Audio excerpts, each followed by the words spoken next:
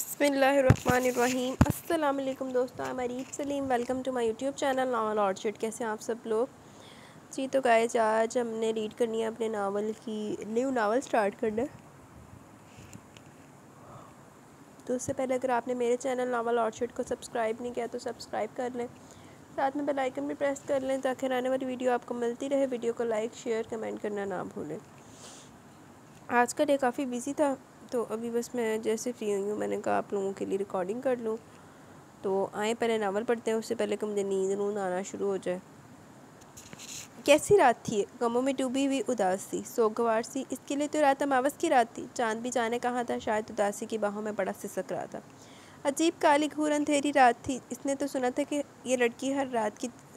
ये रात हर लड़की की ज़िंदगी में खुशियाँ लेकर आती है। ज़िंदगी लड़की की ज़ात का फ़ख्र और इसका मान होती है, मगर इसके लिए इस रात में ऐसा कुछ भी ना था। रॉकिंग चेयर पर झूलते झूलते नजरें इस शख्स पर पड़ी जिसने इसका सब कुछ छीन लिया था, हत्ता कि इसकी ज़ात का फ़ख्र भी। इसकी ज़िंदगी बर्बाद करके किस कदर सुकून से सो रहा था वो। इसने कर्ब से आंखें भींच ली और जहन के पर्दे पर माजी की फ़िल्म चलने लगी। अच्छा, शौकत जा के 3 बेटे थे, अकील जा, शकील जा और अदील जा। अकील जा के भी 3 बेटे थे, उमर, अली और उमैर। शकील जा के 4 बेटे थे, ज़ुबैर, खुरम, शर्जील, नबील। अदील जा की सिर्फ एक बेटी थी, आमरा। ये ना याद रही है इनके सानू। चूँकि घर में वो अकेली लड़की थी इसलिए घर भर की डांट ली थी। हर किसी की आंख का तारा थी सवाए शर्जील और नबील के। बाकी सब इससे बड़े थे।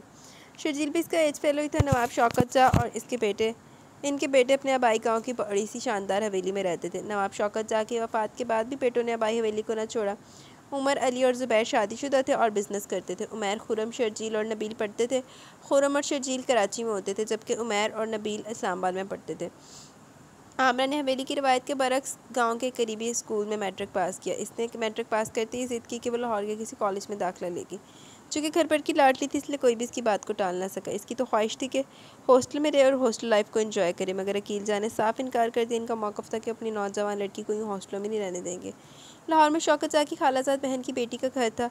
वो आमरा की रिश्ते की फुप्पी लगती थी, सो इनके घर आमरा के क़याम का इंतज़ाम किया गया। उमैर और आमरा में शुरू से काफ़ी उनसियत और दोस्ती थी। जब वो लाहौर जा रही थी तो उमैर बड़ा उदास नज़र आता। तुम्हारे बगैर तो मैं उदास हो जाऊँगा। तो तुम कौन सा यहाँ रहते हो? तुम तो इस्लामाबाद में होते हो। लेकिन जब मैं घर आया करूँगा तो तुम तो यहाँ नहीं होगी ना। बेहद दिल गिरफ्ता था। तो मैं भी आ जाया करूँगी। देखो, हमें वहाँ जाकर भूल ना जाना, उमैर ने कहा। उमैर भी BSc कर रहा था और फिर वो लाहौर आ गई। मैमूना पप्पा के शौहर का इंतकाल हो चुका था। इनके सिर्फ 2 बच्चे थे। सबसे बड़ा परदाश अफरीदी और इससे सिर्फ 1 साल छोटी उस्मा की शादी हो चुकी थी और मुल्तान में रहती थी। परदाश था तो उस्मा से बड़ा, मगर अभी शादी नहीं हुई थी। बड़ी ग्रेसफुल और डिसेंट पर्सनैलिटी थी इसकी। हर वक्त या तो बिज़नेस में मगन रहता या फिर अपने कमरे में अलग थलग रहता था। इस रोज़ वो लॉन में बैठी थी कि सामने दीवार पर नीले तोते दिखाई दिए। वो इन्हें देखते देखते कहीं दूर निकल गई। आमरा, पता है मुझे नीला नीला आसमान बहुत पसंद है। पता है मुझे नीले तोते। उमैर चूँकि नीले रंग का दीवाना था इसलिए वो इसे नीला तोता कहा करती थी। मुझे तो हर नीली चीज़ बेहद पसंद है, जैसे नीला पानी, नीले फूल और तुम्हारी नीली झील सी आँखें। वो कुछ शौक हो गया। और तुम्हारा ये नीला पेन। आमरा ने एक पेन फिज़ा में लहराया। अरे ये तुम्हारे पास कैसे है? मैं कई रोज़ से इसे तलाश कर रहा था।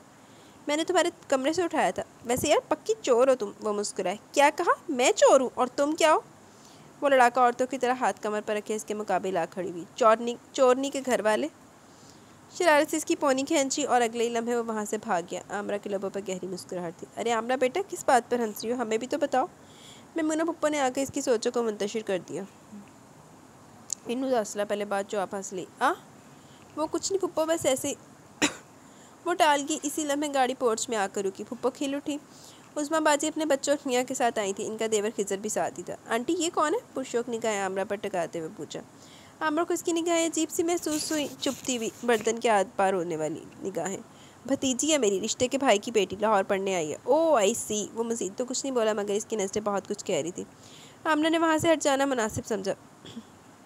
बाजी आपका नाम बहुत मुश्किल है, 7 साल असद ने कहा तो मुस्कुरा दी। अच्छा तो आप ऐसा करें, मेरा नाम ही ना लिया करें। नहीं, मेरा दिल चाहता आपको नाम से पुकारने को, असद के बजाय खिजर ने जवाब दिया। अच्छा तो ऐसा करो, मुझे बाजी कह लिया करो। असद तुमसे कह रही है, खिजर ने कहा। जी मैं आपकी भी बाजी हूँ। ला हौला वला कुव्वत, मुझसे 3-4 साल तो छोटी होंगी आप। आमना ने बहस ज़रूरी नहीं समझी और बच्चों को लेकर उठ खड़ी हुई। खिजर अजीब दिल फेंक किस्म का लड़का था। अच्छा खासा डिसेंट नज़र आता था, मगर इसकी आंखें बहुत मक्कार लगती थी। इस रोज़ भी वो किचन में खड़ी थी जब खिजर ने पीछे से आकर इसकी आंखों पर हाथ रख दिया। कौन? मैं हूँ, अंदाज शोखी से भरपूर था। कौन? खिजर भाई? आमना ने पहचान के एक झटके से इसके हाथ हटाई। ये क्या बदतमीजी है? इसका अंदाज खिजर के लिए मुतवक्का नहीं था। इसमें इतना गज़बनाक होने की क्या बात है? खिजर भाई, मैं आपकी कोई गर्लफ्रेंड नहीं हूँ और प्लीज़ आइंदा मुझसे सिर्फ बेहुदा मजाक करने की ज़रूरत नहीं है। वो वहाँ से चली गई जबकि खिजर सर छटक कर रह गया। उस्माबाजी 10 दिन रहने के बाद वापस चली गई। जितने दिन वो रही खिजर ने आमरा को तंग करके रख दिया। इसने नोट किया था कि बर्दाश्त को भी खिजर कुछ खास पसंद नहीं था। आप हमें याद करेंगी? जाते समय खिजर ने इससे पूछा। जी नहीं, अव्वल तो ऐसा मुमकिन ही नहीं है। अगर आप याद आ भी गए तो मैं आयतल कुर्सी पढ़ लूँगी। आमरा के इस जवाब पर करीबी खड़े बर्दाश्त के लबों पर धीमी सी मुस्कुराहट बिखर गई। उस्मा के जाने के चंद दिनों बाद ही पप्पो की तबीयत बहुत ज़्यादा बिगड़ गई। इन्हें हॉस्पिटल शिफ्ट करना पड़ा था। वो चूँकि वहाँ रहती थी इसलिए सारे घर की जिम्मेदारी इसके कंधों पर आ पड़ी। बर्दाश्त से वैसे भी इसकी इतनी बेतकल्फ़ी नहीं थी। बर्दाश्त सारा दिन ऑफिस में और फिर हॉस्पिटल में रहता। सिर्फ रात को सोने के लिए घर आता तो आमरा रात के वक्त पप्पो के पास हॉस्पिटल में होती। पप्पो के लिए परहेजी खाना भी वो खुद तैयार करती। चलो पढ़ा ना इसी पप्पो दियाँ मारदारियाँ तो लग गई। बर्दाश्त भाई, खाना लाऊं आपके लिए? वो अभी भी ऑफिस से लौटा था, शायद बहुत थक गया था। बर्दाश्त ने एक नज़र इसकी तरफ देखा, शायद वो भी नहा कर निकली थी। हल्के गुलाबी रंग के लॉन के सूट में वो भी खिला हुआ गुलाब का फूल लग रही थी। लंबे घने से बाल पुष्प पर बिखरे हुए थे जिनसे कतरा कतरा पानी टपक रहा था। वो एक कप चाय अगर मिल जाए तो, वो उठते हुए बोला। आमरा तेरी से मुड़ी। बर्दाश्त के सीने से सर टकरा गया। आगे बढ़ना चाहा मगर ये क्या? लंबे बालों की क्लट बर्दाश्त की शर्ट के बटन में अटक गई थी। ये सूरत बर्दाश्त के लिए भी खजालत अमेज़ थी। वो भी खिजल सी खड़ी बालों को छुड़वाने की कोशिश कर रही थी। तो नहीं इडिया, जुल्फा बिखरा के फिरना सी। मगर बाल कुछ इस तरह से अटके थे कि कोई सिरा ही हाथ ना आ रहा था। बिलाकर बड़ी मुश्किलों से बाल आज़ाद हुए। वो बिना बर्दाश्त की जानिब देखे किचन की तरफ चली गई। बर्दाश्त भाई, आपने मुझसे पेन लिया था, इसने झिझकते हुए कहा। अगर वो मैर का दिया हुआ पेन ना होता तो वो कभी भी इतना तरद्दुद ना करती। वो पेन? आई एम सॉरी आमरा, वो तो शायद कहीं गुम हो गया।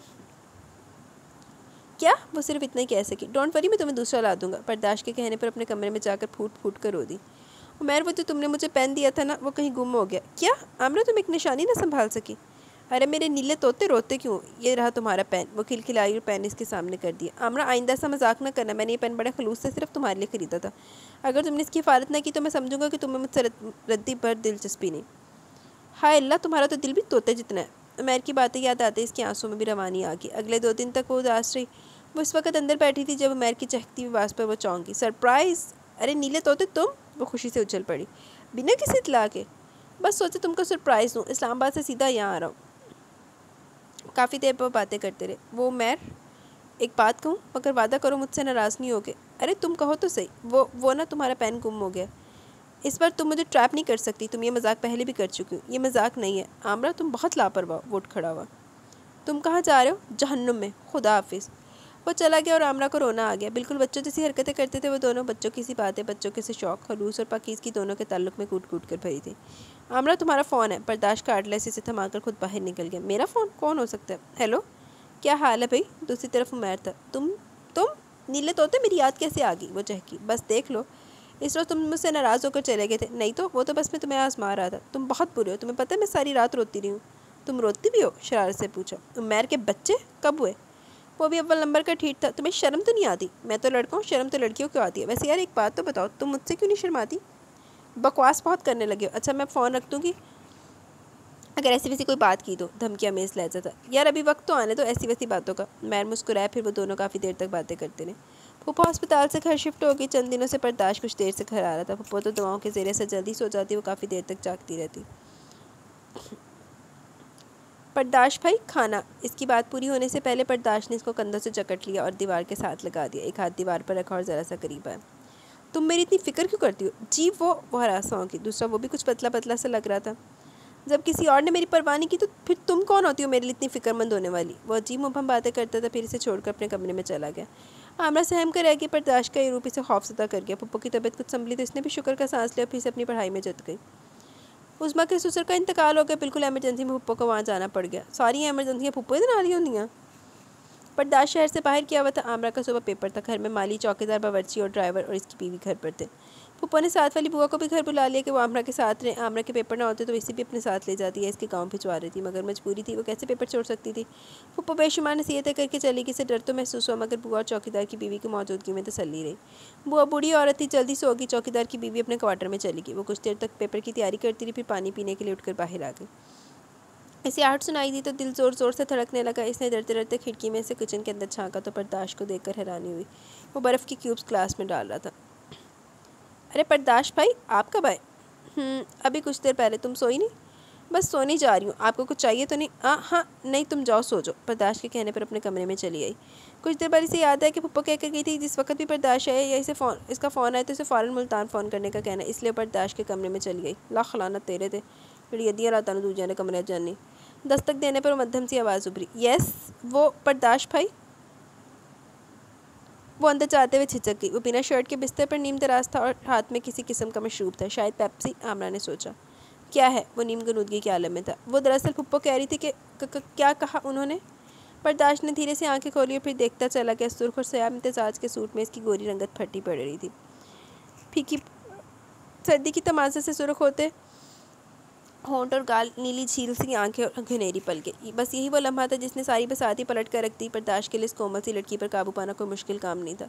कहाँ वो देविकल आहनी वजूद का मालिक मजबूत मर्द और कहाँ वो नाजुक अंदाम छोटी सी लड़की। सारी आहो बका बेकार गई क्योंकि वहाँ कोई इंसान नहीं बल्कि दरिंदा था।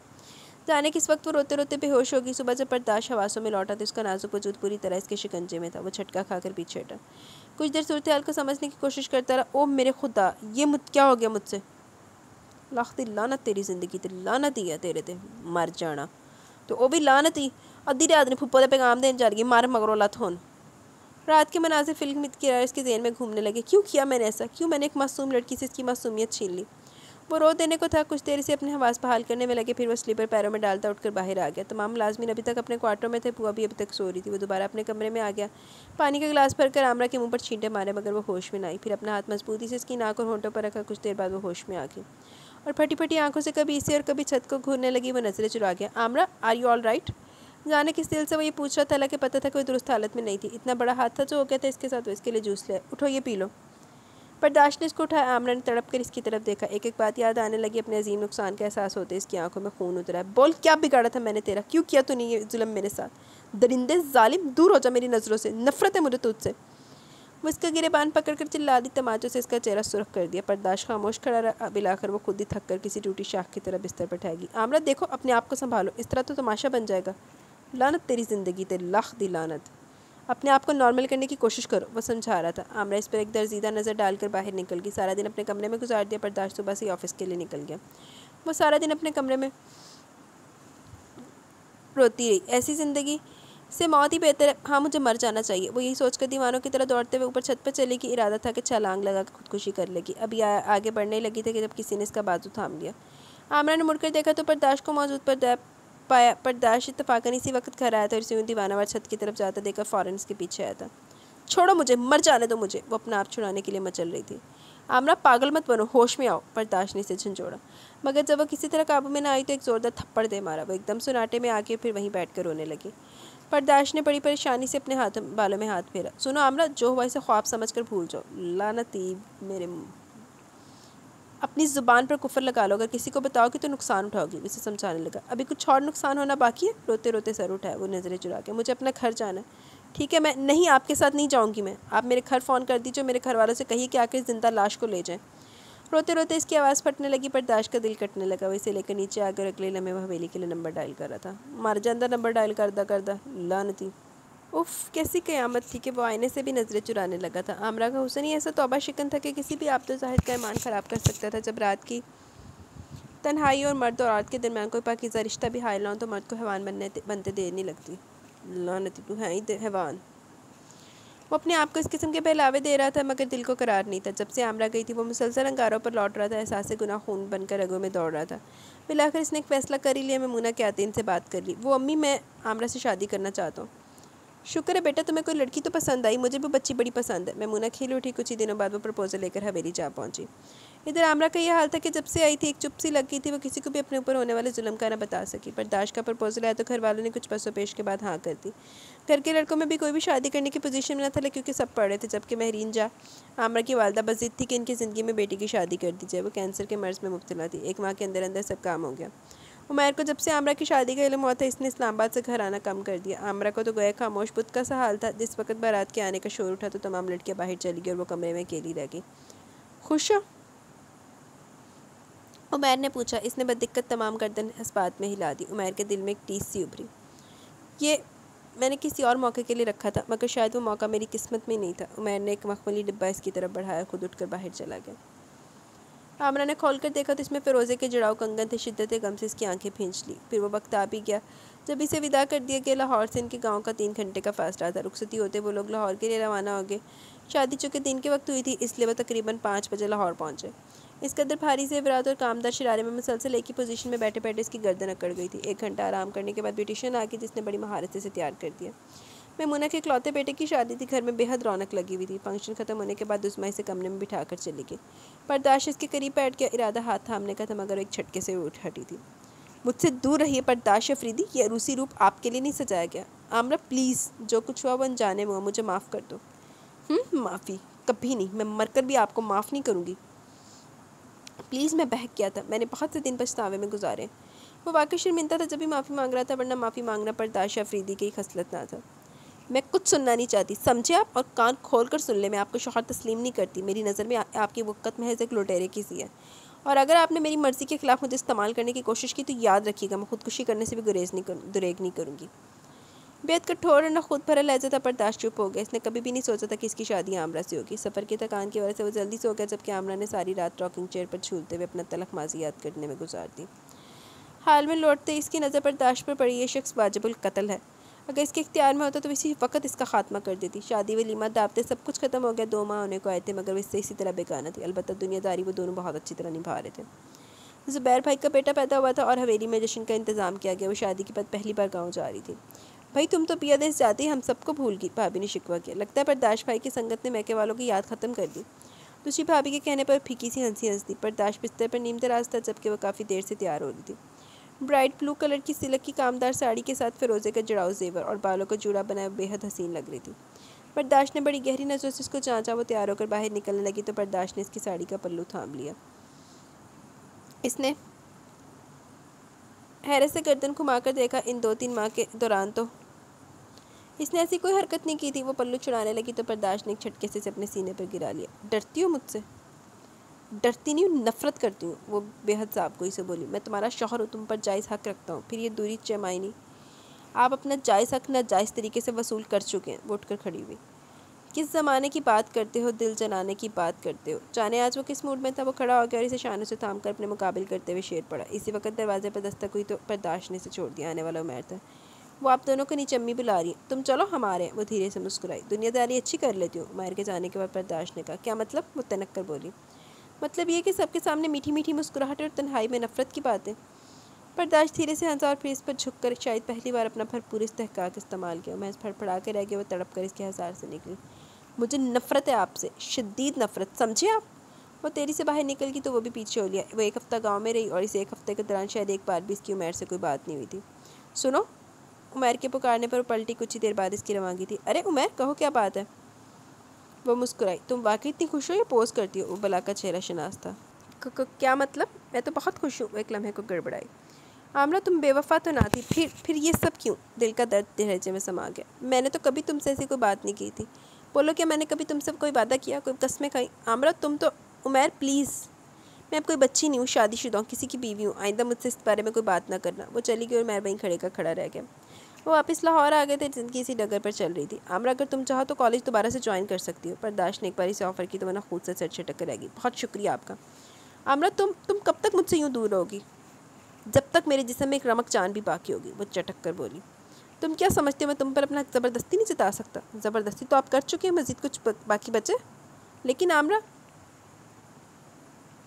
मुझे कुछ नहीं सुनना। आप बराए मेहरबानी यहाँ से तशरीफ़ ले जा सकते हैं। वो कंबल तान कर लेट गई और बर्दाश्त तासुफ़ से देख कर रह गया।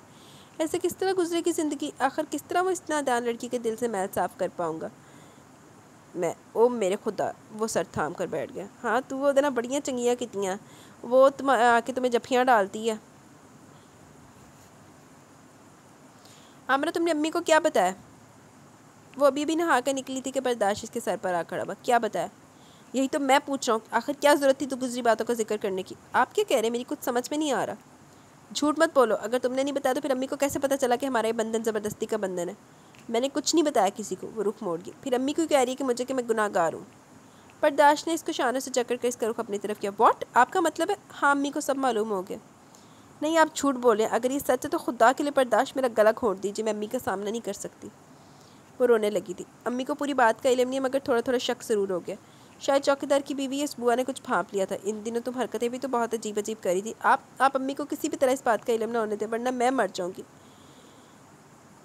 जाऊंगी। वो इसी के शाने पर सरक कर रो दी। ये लड़कियां भी सदा की बेवकूफ़ होती हैं जो दुख देता है इसी के वजूद में दावा तलाश करती हैं। फिर लाख लाना तिद्दा दी लड़कियां लूटे। ईजी मेरी जान, अगर इन्हें इस बात का इल्म हो भी गया तो अब तुम मेरी बीवी हो, मेरी इज्जत हो। ओके। बर्दाश्त ने तसल्ली दी तो वो झिझक कर पीछे हटकी। इस रोज़ कमरे की डस्टिंग करते हुए इसके हाथ पर दाश की पुरानी डायरी लग गई। आमरा ने खोलकर देखा तो बस देखती चली गई। अब पता चला कि इसका दरा जुर्दा क्यों रहता था। किसी सायरा नामी लड़की से मोहब्बत में धोखा खाया था। दूसरा, इसने अपनी डायरी में अपने वालिद का जिक्र जहाँ भी किया था बड़ी हकारत से किया था। वजह यह थी कि इसका बाप एक याश फितरत का शख्स था। मैमूना को कभी भी अपने शौहर से कोई खुशी न मिली तो पुत्र भी तो प्यो वगैरह याश ही निकले। पर दाश हमेशा बाप की शफकत से महरूम ही रहा। आमरा ने डायरी बंद कर दी। ऐसे इसने बेडरूम फ्रिज खोल कर देखा जिसे इसने हमेशा लॉक पाया था। आज जाने किसी खुली रहेगी। फ्रिज खोलते इसका मुंह खुले का खुला रह गया। उफ़, तो वो ये सब भी इस्तेमाल करता है। इसने फ्रिज बंद कर दिया। इसे अब मालूम हो कि पर दाश जो मशरूब अक्सर बेशतर इस्तेमाल करता था वो जिसे पेप्सी समझती थी वो कुछ और ही था। हाँ बेचारी एड्डी तू छुन्नी काकी तेन फीडर कल ही छड़ाया सी ते अगले दिन तेरा ब्याह हो गया। इसे उपकाई आने लगी। रात को बर्दाश्त आया तो आमरा ने बड़ी अजीब सी नज़रों से उसे देखा। क्या बात है, ऐसे क्यों देख रही हो, कि पहली बार देखा है?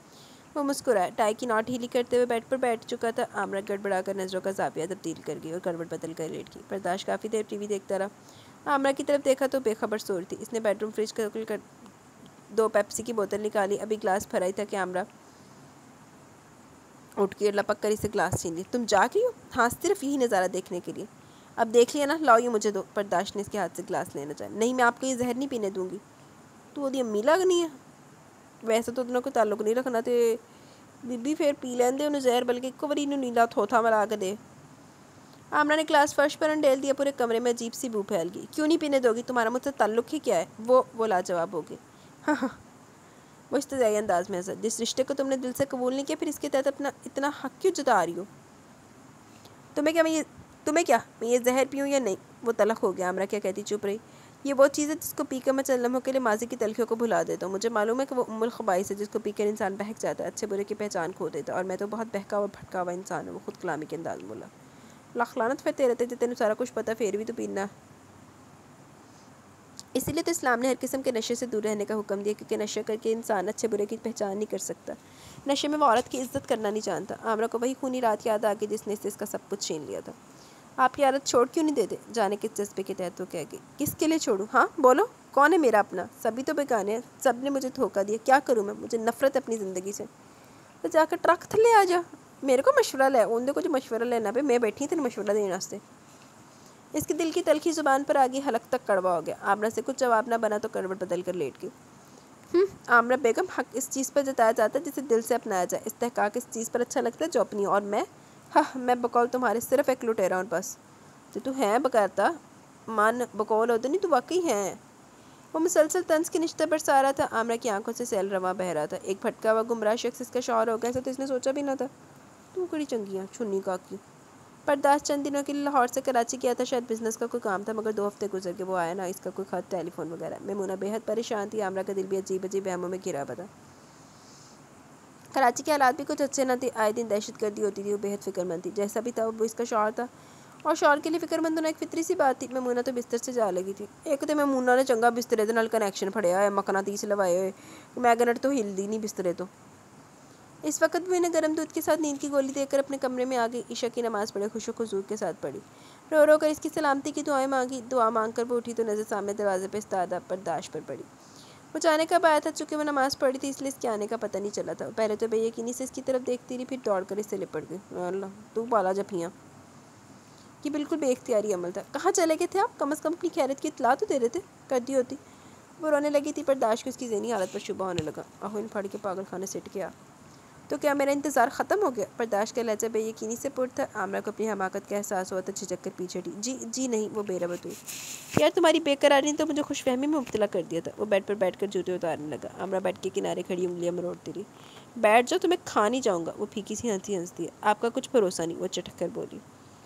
इतनी बेदबारी अच्छी नहीं होती। लगता है आप काफ़ी थक गया, मैं चाय लाती हूँ। वो बाहर की तरफ बढ़ने लगी तो बर्दाश्त ने इसका हाथ थाम लिया। तुम्हें एहसास है मेरी थकन का? वो क्या कहती खामोश खड़ी रही। वैसे एक और तरीका भी है मेरी थकन उतारने का। बर्दाश्त की आंखें शरारत से चमक रही थी। आपको देखकर मेरी थकन और बढ़ जाती है, वो चटक कर बोली। मगर मेरी थकन उतर जाती है। ये कहते बर्दाश्त ने धीरे से इसे अपनी बाहों में समेट लिया था और आमरा की कमज़ोर सी मज़ाहमत बर्दाश्त के बाजू में दम तोड़ गई।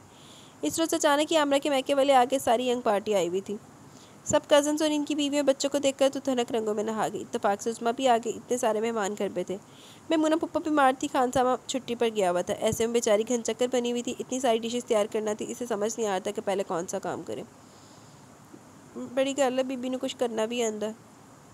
मैं क्या छोटी बच्ची है ना, दूध छुड़वा के लेके आया था इसका फीडर। मैं कुछ मदद करूं? बर्दाश्त पानी पीने आया मगर इसे इतने सारे काम तन्हा करते देखकर मुखलिसाना ऑफ़र की। थैंक्स, ये ख़वातीन के काम है। भाई मेरा ख्याल है बीवी का हाथ बटाने में कोई हर्ज नहीं। मैं भी वो भी इसके साथ काम करवाने लगा। आमना को बड़ी सहूलत होगी, वो सब काम जानता था। पता मैं जब अमेरिका में था तो सारे काम अपने हाथ से करता था, इसलिए मुझे ख़ानदानी में ताक हो चुका हूँ। आमना ने एक नज़र तेरी से सलाद के लिए प्याज काटते बर्दाश्त पर डाली। लंबा ऊंचा कद, मजबूत कसरती जिस्म, शर्ट का ऊपरी बटन खुला होने की वजह से कुछ कुछ गिरेबान नजर आ रहा था। शर्ट के बाजू फोल्ड किए हुए थे। प्याज के धुएं की वजह से आंखें सुर्ख हो रही थी। अनाबी लबखनी मूंछों तले फेंचे हुए थे। वो बड़ी महवियत से देख रही थी जब बर्दाश्त की नज़र इस पर पड़ी। आज पता चला कि मैं बेहद खूबसूरत हूँ। वैसे आपस की बात है, क्या नज़र लगाने का इरादा? वो मुस्कुराया तो आमरा ने झेम कर नज़र हटा ली। एक आमरा बीना। शाम को सबने आउटिंग का प्रोग्राम बनाया। मौसम बेहद खुशगवार था। पहले सबने बर्गर्स और कोक्स ली। ख़वातीन ने कुछ शॉपिंग की। आमरा ने अपने लिए कुछ नहीं खरीदा था। अरे आमरा, तुमने तो कुछ लिया ही नहीं अपने लिए, भाभी ने इसे अलग थलग खड़े देख कर कहा। भाभी अभी कुछ लेने को दिल नहीं कर रहा। वैसे भी अभी तो जहेज़ और बई की बेशुमार चीज़ें पैक पड़ी हैं। बर्दाश्त भाई, लगता है आपने हमारी इस प्यारी सी नंद पर पाबंदियाँ लगा रखी हैं। भाभी करीबी खड़े बर्दाश्त से मुखातिब हुई। नहीं भाभी, ऐसी तो कोई बात नहीं। दरअसल आपकी नंद को शॉपिंग करने का शौक़ नहीं है। क्यों भाई आमरा, इतनी बड़ी तब्दीली? वरना शादी से पहले तो तुम बाज़ार जाने के लिए हर वक्त तैयार रहती थी। नहीं भाभी, बस वो मसरूफ़ियत इतनी होती है कि निकलने का वक्त ही नहीं मिलता। अभी तो शादी को 6-7 माह हुए हैं तुम इतनी मसरूफ़ होगी। जब वो री नहीं करते, चिंकू मिंकू आ जाएंगे तो क्या करोगी? भाभी की इस बात पर वो शर्म से सुर्ख होगी, जबकि बर्दाश्त से लब मुस्कुरा दिया। आमरा जुली सेक्शन पर जा खड़ी हुई यूँ ही मुख्तलिफ चीज़ें उठाकर देख रही थी जब किसी ने इसकी गर्दन में चेन पहनाई। सामने आईना था। वो बखूबी बर्दाश्त को देख सकती थी। बर्दाश्त ने खुद ही चेन और लॉकेट खरीद कर इसके गले में पहना दिया था। वो एहतजाज भी नहीं कर सकी थी। मासूम बहुत है, छोटी जी नहीं बच्ची है। इसके बाद सब लोग पार्क की तरफ आके शाम के 6 बज रहे थे। काफ़ी गहमा गहमी थी क्योंकि मौसम बहुत अच्छा था। सब ख़वातीन अपने अपने मजाजी खुदा के हमरा वॉक पर निकल खड़ी है। तुम्हारा क्या ख्याल है? बर्दाश्त इसके करीबी खास पर नीम दराज हो गया। जी नहीं, मेरा ऐसा कोई ख्याल नहीं। इसका मूड ख़राब था। यार तुम सब कुछ भूल क्यों नहीं जाती? सब बातें माजी का हिस्सा बन चुकी। तुम मेरी बीवी हो और मैं तुम्हारा शौहर। भूल जाओ सब कुछ और एक अच्छी और खुशगवार और ज़िंदगी गुजारो मेरे साथ। या आप इसलिए कह रहे हैं कि जो मेरी इज्जत का लुटेरा था वही मेरा शौहर है? मैं चाहूँ भी तो वो सब कुछ नहीं भुला सकती। इस खौफनाक रात का तसव्वुर ही मेरे रोंगटे खड़े कर देता है। मैं तो वो बदनसीब हूँ कि अपने लुट जाने का मातम भी नहीं कर सकती। ओफो, तुम अब भी एक पाक दामन और इज्जतदार लड़की हो। तुम समझती क्यों नहीं हो? वो तंग आ गए थे इसे समझाना। पाक दामन, इसने नखूत से सर झटका। सुनो कि शादी से पहले तुम कहीं कमिटेड थी? जाने से क्या सूझी? आपसे मतलब? फिर भी बताओ तो सही। जी हाँ, वो जलकर बोली। कौन था वो खुशनसीब? आप क्या करेंगे जानकर? रवायती शौहरों की तरह इसे गैरत के नाम पर कत्ल करने का इरादा है? वो बेतलख ले जाता। तुम बताओ, मैं सुनने की हिम्मत रखता हूँ। उमैर, व्हाट? क्यों, क्या हुआ? शायद मुझसे वाकई बड़ी ज़्यादती होगी। उमैर का सता हुआ चेहरा बर्दाश्त की निगाहों के सामने घूम गया। आमरा महज से देख कर रह गई। वाओ, बड़ा बगैरत किस्म का बंदा वाकया है। चल दस देती उन्हें भी अगो सही सबूत दिता। मैं भी तेरी बुढ़ी हाँ। मैं नहीं मानती, ये सब गलत है, झूठ है। डॉक्टर की रिपोर्ट्स तो झूठी नहीं है। ये तो बड़ी खुशी की खबर है मेरे लिए, मौत की खबर है। मैं दुनिया को चीख चीख कर बताऊंगी कि ये बच्चा नाजायज़ है। स्टाख। बर्दाश्त का हाथ इसके गाल पर अंगारे तहका गया। क्यों, क्या बहुत बुरा लगा अपने बच्चे के लिए नाजायज़ का लफ्ज़? बकवास बंद करो। हम कानूनी और शरई तौर पर मियाँ बीवी हैं, फिर हमारा बच्चा किस तरह नाजायज़ हो सकता है? इस वक्त कानून और शरीयत कहाँ थे जब आपके अंदर शैतान समा गया था? ओह माय गॉड, मैं अब तुमको कैसे समझाऊँ? वो सर थाम कर बैठ गया। मुझे कुछ समझाने की ज़रूरत नहीं, मैं अब एक पल यहाँ नहीं रुकूंगी। मैं आज ही गाँव जा रही हूँ। वो अलमारी से कपड़े निकालने लगी। मैं तुम्हें गांव जाने की इजाज़त नहीं दे सकता। मैंने आपसे इजाज़त मांगी भी नहीं है। वो तनक कर बोली। सिर्फ एक शर्त पर गांव जा सकती हूँ। मुझे आपकी कोई शर्त मंजूर नहीं। हठधर्मी की इंतहा थी। याद रखो कि अगर तुमने कोई गलत हरकत करने की कोशिश की तो अंजाम की जिम्मेदार तुम खुद होगी। वो धमकियाँ में इस लहजे में कहते हुए बाहर निकल गया। वो गाँव चली है, किसी को इसने नहीं बताया कि बर्दाश्त से लड़कर आई है। हरदम एक उदास और खोई खोई सी रहने लगी। मैमूना पुप्पो गाहें बगाहें चक्कर लगाती रहती थी। और फिर वो दिन भी आ गया जब इसने गोल मटोल सी प्यारी सी बेटी को जन्म दिया। डिलीवरी लाहौर के एक बड़े हॉस्पिटल में हुई थी। बर्दाश्त ने सुना तो दौड़ा चला, इस तरह ना गया। कैसी हो? आमरा के पहलू में गोल मटोल सी गुलाबी गुलाबी बच्ची को बाजू में उठाते हुए इससे मुखातिब हुआ। यूँ लगा जैसे अपनी ज़िंदगी को बाजू में समेट रखा हो, अपने वजूद का जो हिस्सा थी। उनसीयत क्यों ना महसूस होती। आपको कैसी लग रही हूँ? इसका लबो लहजा बेहद शीरी था। बहुत दिलकश, बहुत हसीन। तुमने आज मुझे बहुत तोहफ़ा दिया जो शायद कोई और ना दे सके। बर्दाश्त? जी जाने बर्दाश्त। वो जी जान से मतवज्जा हो गया था। इन्होंने दोनों कोई दौरे पे है, घरों लड़ मर के आई सी, साल सा भी लंघ गया तो बीबी जी हुण बर्दाश्त जाने बर्दाश्त चल रही है। मैंने आपको बहुत सताया है ना? नहीं ऐसा मत कहो, जालिम तो मैं हूँ, जुल्म तो मैंने तुम पर किया। बर्दाश्त मैंने आपको माफ़ कर दिया अपनी बेटी की खातिर। औरत माँ बनने के बाद औरत नहीं रहती, माँ बन जाती है, और माँ सिर्फ माँ होती है। हम अपनी बेटी का नाम इज़्ज़त रखेंगे। आमरा के चेहरे पर ममता का नूर बरस रहा था। बहुत बहुत शुक्रिया आमरा, तुमने मुझे नई ज़िंदगी बख्श दी, तमाम आलूदगियों से पाक ज़िंदगी। आमरा जिंदाबाद, इज़्ज़त पाइंदाबाद। जी तो गाइस ख़त्म शुद्ध इतने अख्ताम ਨੂੰ पहुंचे नावल। वैसे दौर फिटे मूँह आमरा ਦੇ ਉੱਤੇ ਤੇ ਲੱਖ ਦੀ ਲਾਨਤ बर्दाश्त ਦੇ ਉੱਤੇ। क्या ही नावल था, क्या कर सकते, होता चलता दुनिया। इधर ਦੇ नावल भी कदी कदार पढ़े जाते ने कि ਜਦੋਂ ਬਾਅਦ ਦੇ ਵਿੱਚ ਬੰਦੇ ਨੂੰ ਸਮਝ नहीं आ रही होती कि बंदे ने अपनी राय का इजहार की करना। स्पीचलेस हो जाते, राय को ताला लग जाता है। खैर नावल था जी आमरा नामी नावल था हिना मलिक का। कैसा लगा आपको? अभी अपनी राय का इजहार कीजिएगा। कमेंट सेशन की तरफ चलते दिन वीडियो एंड करेंगे। अल्ताफ़ अहमद नावल तो ज़बरदस्त था ही, बट बीच बीच में आपके कमेंट नावल को मज़ीद खूबसूरत कर देते हैं। Thank you very much dear Rukhsar. Qadir Lugari ज़बरदस्त dear, thank you very much Qadir Lugari. Khatija Najeeb Haider nice novel, thank you Khatija. Khatija आपको मिल गए थे न्यू नावल्स? आप तो मकालते में बैठी हुई थी कि नवे नावल अपलोड ही नहीं हो रहे। Shallow good story get well soon, आमीन सुमा आमीन। बहुत शुक्रिया शैलो। इधर होती हैं, आती नहीं है, मसरूफियत बढ़ गई है आपकी। दिया कुरैशी हा हा हा। डूब के मरना या जहर खा के? लड़की बहुत प्यारा इजहार करती हो अपनी कैफियत का। ऐसे पढ़ते मुझे आप खुद भी किसी कहानी का कोई किरदार लगती हो। सदा मुस्कुराती हो। Thank you very much dear Diya. पसंद करने के लिए मैं तो बस फ्लो दे विच कर दी रहनी। मेरा ख्याल मैं शायद रियल लाइफ में भी ऐसे ही लगी रहती हूँ मे बी, इसलिए फ्लो में मुझे बस कोई हार्ड एंड फास्ट रूल नहीं मैंने रखे हुए कि भाई हाय अल्लाह मैंने ये क्या बोल दिया, मैंने इसको बंद करना है, मैंने इसको कट करके एडिट करके भेजूँगी आप लोगों को। बस यार फ्रैंकनेस, वो इजी माहौल में, दोस्ताना माहौल में पढ़ते हैं हम। आयशा ने आज अपना नेम एडिट कर लिया। वो जो यूज़र पढ़ते हुए बड़ा बड़ा मसला होता था। वालेकुम अस्सलाम आयशा। ब्यूटीफुल नावल प्लीज़ आप वनी बेस्ड नावल लिखें। मैं कितों लिखा? I am not writer dear, I am narrator only. मैं आपके लिए सिर्फ पढ़ सकती हूँ, लिखने का नहीं अपना काम। लेकिन इंशाल्लाह आपके लिए वनी बेस्ड नावल ज़रूर रीड करेंगे। Thank you Ayesha. मलिक सबा वालेकुम अस्सलाम। इंटरेस्टिंग नावल था, अल्लाह आपको हमेशा खुश रखे। आमीन सुम आमीन। थैंक यू सबा। आमिर बहुत अच्छा नावल है। सी साहब के पढ़ने का अंदाज से नावल को 8 चांद, अच्छा 4 वादे लग दे 8 चांद लग जाते हैं। बहुत अच्छा लगता है आपकी वॉइस में और आपके मज़ेदार से कमेंट के साथ नावल सुनकर। Thank you very much dear Aamir. मुझे बहुत खुशी होती है जब आप लोगों को इस तरह से कमेंट्स आते हैं। मुझे लगता है कि सब भी आपकी वॉइस के फ़ैन है, इसलिए आपका गला अक्सर ख़राब रहता है। नहीं यार, टेक्निकल फॉल्ट है ये।